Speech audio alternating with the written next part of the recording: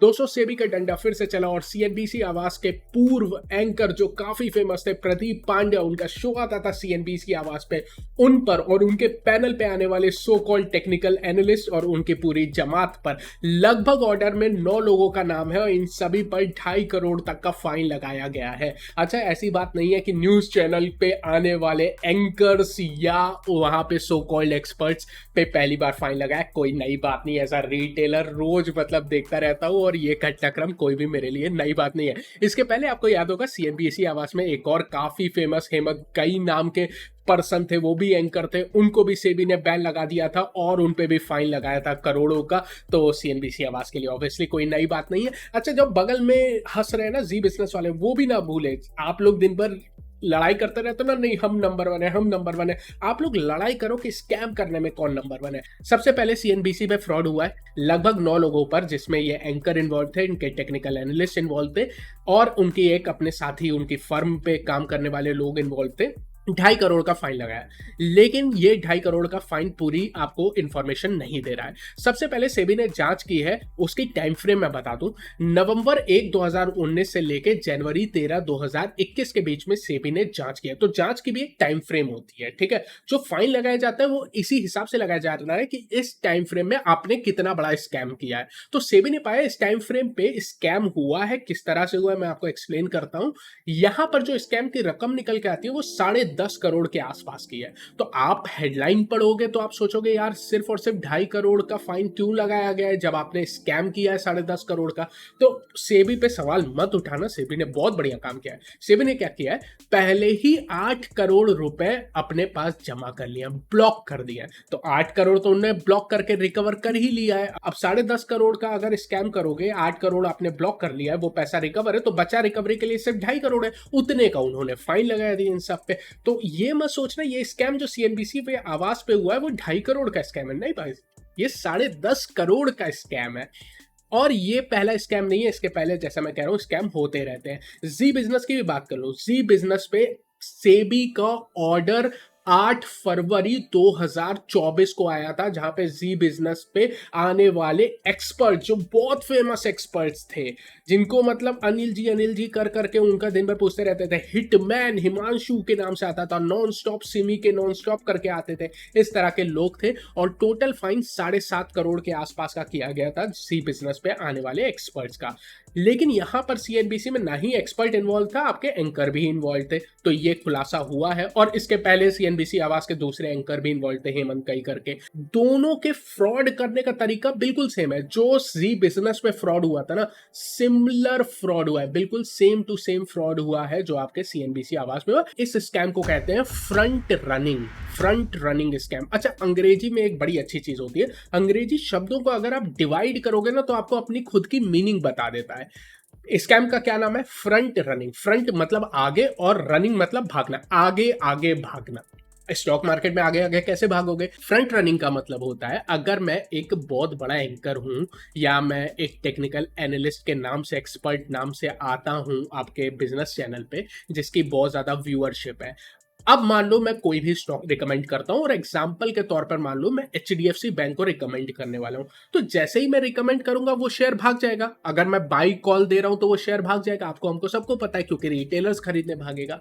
अगर ये sensitive information किसी के पास पहले से हो और एचडीएफसी बैंक मान लो मैं सुबह 11 बजे रिकमेंड कर रहा हूं, लेकिन मान के चलो किसी ने 9:30 बजे एचडीएफसी बैंक में ये पोजीशन बना ली थी, क्योंकि उसको पता था मैं 11 बजे के शो में अपने एचडीएफसी बैंक को रिकमेंड करूंगा। इसको कहते हैं फ्रंट रनिंग। ये सेंसिटिव इंफॉर्मेशन है, पब्लिक को खबर कब पता चलेगी, 11 बजे कि मैं रिकमेंड करने वाला हूं।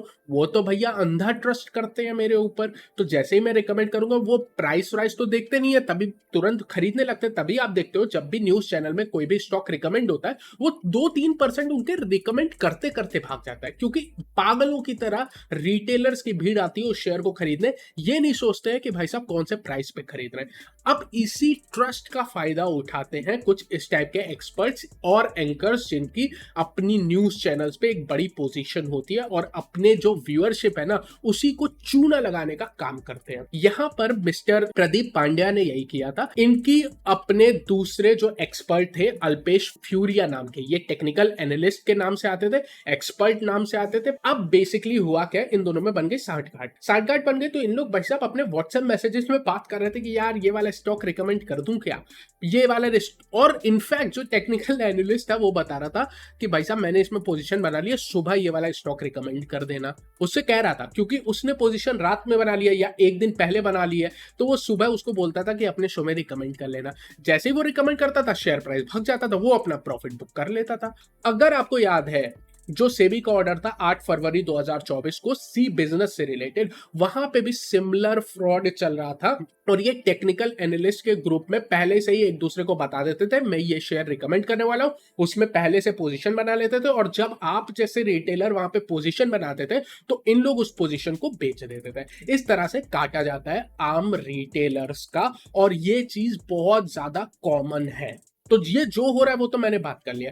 अब बात करते हैं मीडिया वालों से।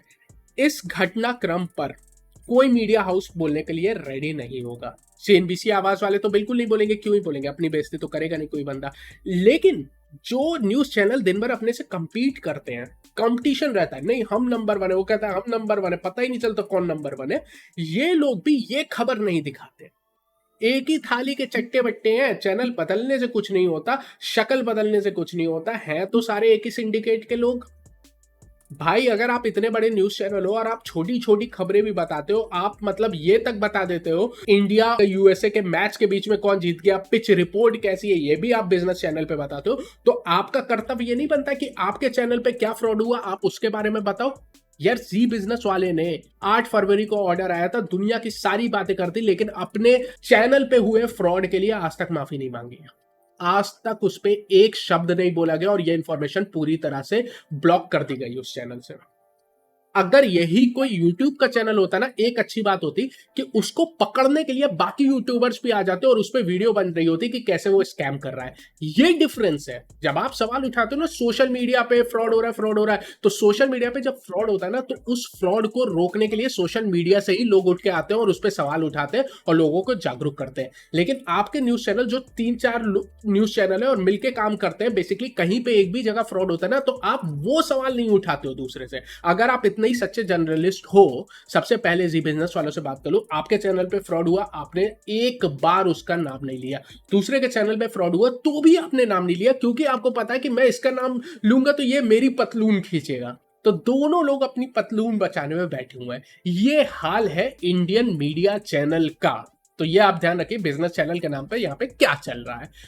आपके बारे में बात कर लें, रिटेलर्स के बारे में। भाई आपकी तो बात ही अलग है, आपकी बात ही अलग है। आपको रातों रात करोड़पति अगर नहीं बन पा रहे तो भैया बेकार है जिंदगी। शेयर मार्केट तो ऐसा जगह है जहां पर हम आए हैं 10,000 डालेंगे कल 10 लाख निकलेगा। नहीं होता है भाई, नॉर्मली ऐसा नहीं होता है। इसीलिए किसी के भी पीछे आप इस तरह से मत भागो। चाहे आपको कोई न्यूज चैनल पे बैठा हुआ सीए, चाहे न्यूज चैनल पे बैठा हुआ सो कॉल्ड एक्सपर्ट, चाहे न्यूज चैनल पे बैठा हुआ सो कॉल्ड एंकर, चाहे सीएफए, चाहे कोई भी हो, कोई भी हो, उसकी रिकमेंडेशन आप सिर्फ उसके बेसिस पे काम नहीं कर सकते। दूसरी बात है सोशल मीडिया की रिकमेंडेशन, वो तो और मत मानो। तो बेसिकली मेरा सिंपल बात है, चाहे मीडिया चाहे सोशल मीडिया, दोनों को मैं एक साथ करता हूं। अगर आप रिटेलर हो भाई साहब, किसी की भी रिकमेंडेशन मत मानो, क्योंकि ट्रेडिंग जो खेल है ना, ध्यान रखना, ट्रेडिंग एक ऐसा खेल नहीं है जहां पे हम भी कमा रहे हो और आप भी कमा रहे हो।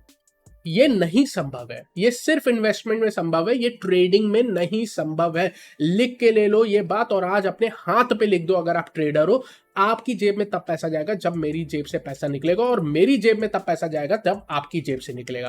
कंपटीशन है यहां पर। जिस तरह से नॉर्मल जिंदगी में कंपटीशन होता है, जैसे वैकेंसी निकली है, कोई डॉक्टर बनना चाहता है, नीट का एग्जाम है जहां पे भी फ्रॉड चल रहा है, अगर एक सीट है तो उस सीट पे आप तभी बैठ सकते हो जब कोई बंदा उस सीट से उठेगा, यानी उसकी रैंक नहीं आई होगी तभी आपकी रैंक आएगी। ट्रेडिंग में भी ऐसा होता है। तो आपको क्यों लगता है यार ये जो फ्री में रिकमेंडेशन दी जा रही है 24 घंटे टीवी चैनल्स पे, वो आपका भला कर सकती है? कोई बेवकूफ आदमी बैठा है वहां पर, उसको नहीं कमाना है? अगर आप कमाओगे तो उसकी जेब में कैसे पैसा है? कैसे आएगा मुझे ये बताओ? नहीं आ सकता, क्योंकि ट्रेडिंग जीरो सम गेम है। आपकी जेब में तभी पैसा आ सकता है जब किसी की जेब में पैसा जाए। और आपको क्या लगता है, न्यूज चैनल में सो कॉल्ड एक्सपर्ट बैठे हुए हैं, अपनी एक्सपर्टीज फ्री में क्यों देंगे आप? बिना मॉनिटरी गेन के भाई साहब आप भी किसी को कुछ नहीं दोगे। आजकल तो समय यह है कि आदमी फ्री में दूसरे आदमी को पानी नहीं देता है। इतनी भीषण गर्मी में बिस्लेरी की 20 रुपए की 1 लीटर की बोतल खरीदनी पड़ती है, फ्री में आदमी नहीं देता। तो आपको क्यों लगता है वो 10,000 की कॉल ऑप्शन जो आपको करोड़पति बना देगा, कोई आदमी आपको फ्री में दे देगा? नहीं ना, आपकी भी गलती है भाई, सबकी गलती है यहाँ पर। और इसका सॉल्यूशन, बस एक और सॉल्यूशन मैं आप रिटेलर्स को आपके सामने रखता हूं कि यार जब तक आप खुद से सक्षम नहीं बनोगे, जो मोदी जी हमारे नए प्राइम मिनिस्टर, नए क्या कोई पुराने हैं, ये 3.0, वो जो कह रहे हैं ना आत्मनिर्भरता की बात, भाई इस क्षेत्र में भी आपको आत्मनिर्भर बनना पड़ेगा। अगर आप किसी पे निर्भर हो ना, कोई आपको चूना लगा के चला जाएगा। तो एक ही संदेश मेरा यह है कि अपनी सुनो, अपनी करो, अपनी एनालिसिस करो, सुनो सबकी, करो अपनी। जब तक आपका दिमाग नहीं चलेगा ना, तब तक दूसरा जिसका दिमाग चल रहा होगा वो आपकी जेब काटता रहेगा। क्लियर है? उम्मीद करता हूं ये वीडियो हेल्पफुल है। अगर ऐसा है तो उसको लाइक करेगा, चैनल को सब्सक्राइब करेगा, और अगर आपको लगता है ये वीडियो इंपॉर्टेंट है तो इसको आप फॉरवर्ड भी कर सकते हो। टेक केयर दोस्तों, थैंक यू सो मच।